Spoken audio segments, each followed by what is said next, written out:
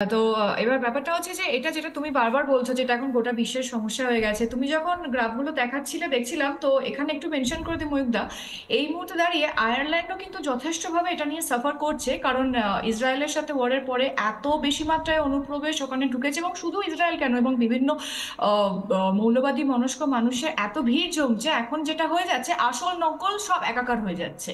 কিরম ভাবে হচ্ছে?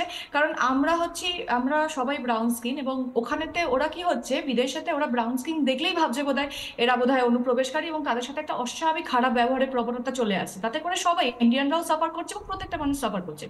এবার if I talk about India, আমাদের যেটা হচ্ছে এটার মধ্যে কিন্তু রাজনৈতিক যে উস্কানি বা রাজনৈতিক যে এন্টারটেনমেন্ট সেটা অনেক বেশি মাত্রায় হচ্ছে। এবং আমি তোমাকে আরেকটা মজার কথা বলি, এখন এই শাসক দলের লোকজনেরা যেভাবে এই ব্যাপারটাকে সাপোর্ট করছে, এদের উচিত হচ্ছে এখন কেন্দ্রের সাথে হাতে হাত মিলিয়ে ব্যাপারটাকে দমন করা। সেটা না করে এরা খালি দেখছে যে না, কোথায় কি হচ্ছে, মানে এটা করছে না, এটা অমিত শাহ ডিপার্টমেন্টে আছে, এটা তার ডিপার্টমেন্টে আছে, এখন এই সমস্ত ভাবে অ্যালিগেশনস গুলোকে আগেন হস্তান্তরিত করার এরা চেষ্টা করছে, যেটা এরা বরাবরই এদের কাজ, এরা নিজেদের দোষ স্বীকার করে না। এবং এরকম ভাবে যেটা হবে মহিন্দা, আমি তোমাকে আজকে আবার একটা কথা বলছি, মহাভারতের মুসল পর্ব নিশ্চয়ই মনে আছে।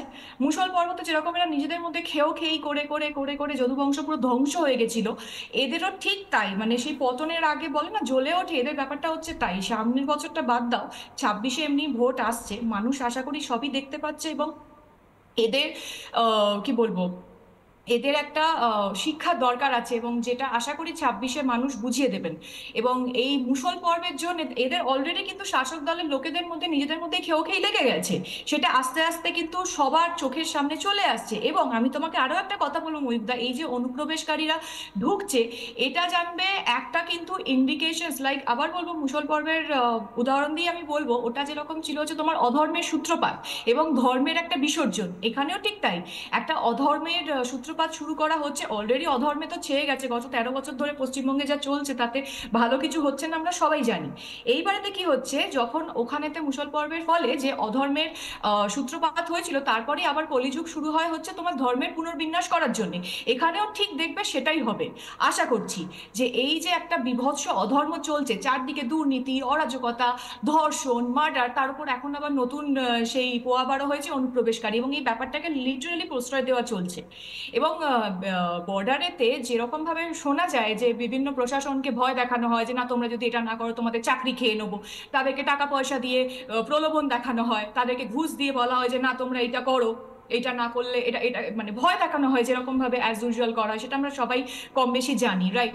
তো এই যে ব্যাপারটাই অনুপ্রবেশকারীদের দমন করার জন্য সবার আগে যেটা দরকার, রাজ্যের উচিত কেন্দ্রকে সহায়তা করা, যে জমিটা দরকার ফেন্সিং তৈরি করার জন্য, সেই জমিটা যতবার ধরে কেন্দ্র চাইছে এরা কিন্তু সেটাকে রিজেক্ট করছে, এরা দিতে চাইছে না। সবার আগে এইটুকু কোঅপারেশনের দরকার। ঠিক। বারবার শোনা যায়, আমরা সুপ্রিমোকে বলতে শুনি যে দূর কেন্দ্র আমাদেরকে কোনো কোঅপারেট করছে না, বারবার নরেন্দ্র মোদীজির দিকে আঙুল ওঠে, অমিত শাহজি দিকে আঙুল ওঠে। দেখো, আমি কোনো রাজনৈতিক পক্ষপাতিত্ব করছি না, কিন্তু সাধারণ মানুষ হিসেবে যেটা চোখের সামনে এত বছর ধরে দেখছি, বারবার ধরে টিভি খুললেই, নিউজ চ্যানেল খুললেই চোখে পড়ছে, খবরের কাগজ খুললেই দেখতে পাচ্ছি, কানে শুনতে পাচ্ছি, লোকজনের সাথে রাজনীতি নিয়ে আলোচনা করলেই, সেই জায়গা থেকে দাঁড়িয়ে বলছি এখন খেয়েও খেয়েই করার অর্থাৎ সময় নয়। অর্থাৎ এখন আমি জানি হচ্ছে খেয়ে খেয়ে করার সময় নয়, কিন্তু কিন্তু আবারও বলছি, এই বাজারের ফর্দ একেবারে যে একদম ভালো করে অ্যানিমেটেডলি, আমি দীপাঞ্জন চক্রবর্তীর কাছে যাওয়ার আগে এবং দীপ্তাশ্ব যশের কাছে শেষবার যাওয়ার আগে বাজারের ফর্দটা যদি আরেকবার দেখাই, যারা এই মুহূর্তে টিভি সেটের সামনে চলে এসেছেন দেখুন ভালো করে, নতুন বাজারের ফর্দ বোধহয় এবার চালু করতে হবে অনুপ্রবেশকারীদের জন্য। চাল, ডাল, সবজি। দীপাঞ্জন চক্রবর্তী, আপনি মুম্বাইতে বসে হয়তো তেল কিনবেন, কিন্তু পাশে লিখবেন অনুপ্রবেশকারীদের জন্য। মাছ মাংস কিনবেন, পাশে লিখবেন অনুপ্রবেশকারীদের জন্য। মশলা কিনবেন, লিখবেন অনুপ্রবেশকারীদের জন্য। নতুন এই বাজারের ফর্দ এবার বোধহয় লেখার, এবার বোধহয় আপনাকে বাজারে যাওয়ার আগে আপনার পরিবারের কেউ বলার সময় এসেছে, বা আপনার চারপাশে যারা আছে তারা হয়তো বলবে যে না, একটা পিস মাটন অনুপ্রবেশকারীদের জন্য রেখে দে, একটু চাল অনুপ্রবেশকারীদের জন্যও রাখ। মানে এই সময় কি আগত দীপাঞ্জন চক্রবর্তী? এ তো এসেই গেছে। ঝাড়খণ্ডে কাশ্মীরের একজন বিধায়ক তো বলেছেন না যে অনুপ্রবেশকারীদের জন্য গ্যাসে ভর্তুকি থাকবে।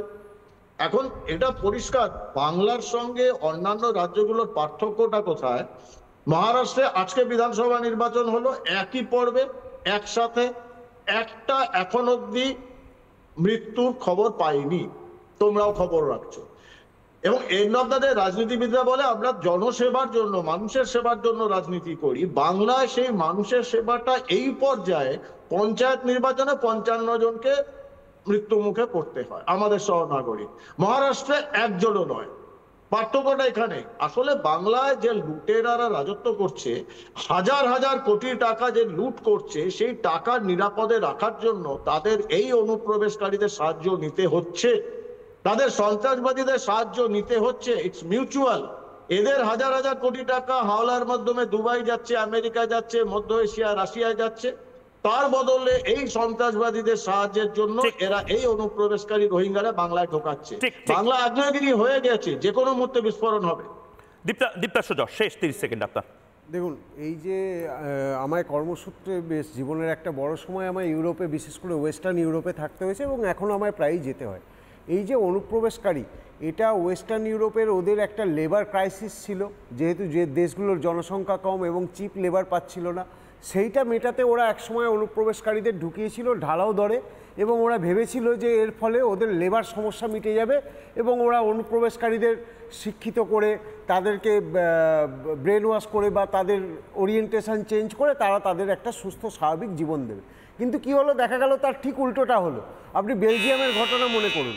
বেলজিয়ামের একজন আমাদের ইস্টবেঙ্গলের কোচ ছিলেন ফিলিপ ডি রাইডার, তার একটা আর্টিকেল লেখা বেরিয়েছিল ওয়ার্ল্ড কাপ ফুটবলের পরে, যখন বেলজিয়াম মরক্কোর কাছে হেরে যায় তখন একবার ব্রাসেলসে দাঙ্গা হয়, আবার একবার যখন বেলজিয়াম মরক্কো হেরে যায় তখন আবার একবার ব্রাসেলসে দাঙ্গা হয়, এবং সেই দাঙ্গার ব্যাপকতা এতটাই ছিল যে সেখানে ট্যাঙ্ক নামাতে হয়েছিল। একই পরিস্থিতি হয়েছিল ফ্রান্সেও।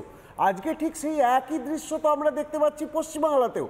আজকে একটা জিনিস এই বিরোধী রাজনৈতিক দলদেরও বুঝতে হবে যে ভোটার পার্সেন্ট ইনক্রিজটা আজকে 33% হওয়াতে, সেখানে মালদার হরিশ্চন্দ্রপুর, যেখানে মনে করো মহিলাদের ফুটবল টুর্নামেন্ট বন্ধ করে দেওয়া হয়েছিল, আজকে সেখানে তৃণমূলকেও বন্ধ করে দেওয়া হবে যখন ওটা 50%-এ যায়। একদম একদম। এবং তার পাশাপাশি এগুলো নিয়ে আবারও বলছি, নানা মত, নানা মতবাদ থাকতে পারে, কিন্তু নেশন ফার্স্ট, নো কম্প্রোমাইজ। দেশ সর্বোপরি কোনো আপোষ নয়, অনুপ্রবেশকারীদের সাথে কোনো আপোষ নয়। হয়তো এরপরে একদিন অনুপ্রবেশকারীরা স্টুডিওতে এসে বলতে পারে যে আপনি একটু সুযোগ দিন, আমরা আজ আমাদের মতন করে জবাব চাই বাংলা করবো। বা এই মুহূর্তে আপনি যখন বসে রয়েছেন আপনার ড্রয়িং রুমে, আপনার বেডরুমে, তখন হয়তো তাদের দাবি থাকতে পারে এবার একটু সরে যান, আমরা এবার বসা শোয়া সমস্ত কিছু করব। বন্ধ করুন, অচিরে প্রথম রাতেই বন্ধ করুন এই কাজগুলো। অনুপ্রবেশকারীদেরকে ঘাট ধাক্কা দিতে হবে। নানা ধরনের কন্টেন্ট দেখার জন্য লাইক করুন, শেয়ার করুন আমাদের ফেসবুক পেজ, সাবস্ক্রাইব করুন আমাদের ইউটিউব চ্যানেল। পাশাপাশি অন্যান্য ব্রেকিং নিউজের জন্য অবশ্যই চোখ রাখুন রিপাবলিক বাংলায়।